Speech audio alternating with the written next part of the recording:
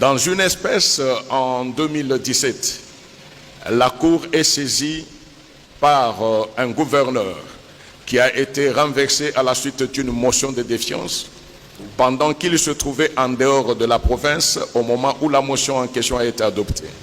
Son déplacement était justifié car opéré en toute régularité du fait qu'il était appelé à répondre à des obligations étatiques à Kinshasa concomitamment à la notification de la motion initiée contre lui.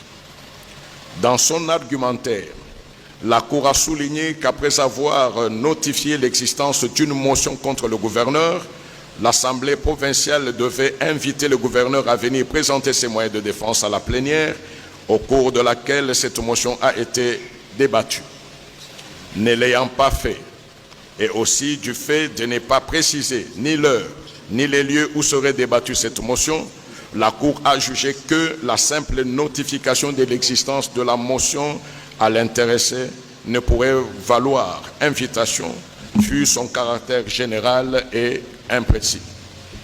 Ainsi, la Cour a conclu à la violation du droit de la défense. Dans une autre espèce, en 2025, la Cour est saisie par un vice-gouverneur déchu qui, invité pour répondre à une interpellation, verra celle-ci être transformée le jour de la plénière en motion de défiance, laquelle a été adoptée le même jour. La Cour a jugé que, même si le requérant avait pris la parole pour se défendre contre les griefs portés contre lui, le fait simplement qu'il n'ait préalablement pas été informé que la procédure enclenchée contre lui aboutirait à une déchéance constitue une violation du droit de la défense. Pour la Cour, le respect du droit de la défense implique que la personne mise en cause ne puisse être sanctionnée sans qu'elle ne soit mise au courant que la procédure initiée contre elle aboutirait à une sanction. Cette vue du droit de la défense constitue une des avancées majeures de la Cour constitutionnelle dans la protection des droits fondamentaux des citoyens.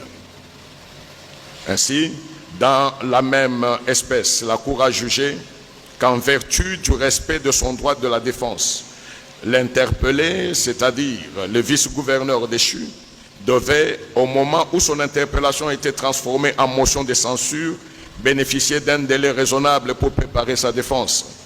Pour la Cour, le temps nécessaire à accorder à la personne accusée entre l'information des greffes à sa charge et le jour de sa réplique constitue une composante indispensable du droit de la défense. En effet, au-delà de l'information sur les greffes, la personne sur laquelle pèse un risque de sanction doit disposer d'un temps et de facilités pour préparer utilement ses moyens de défense.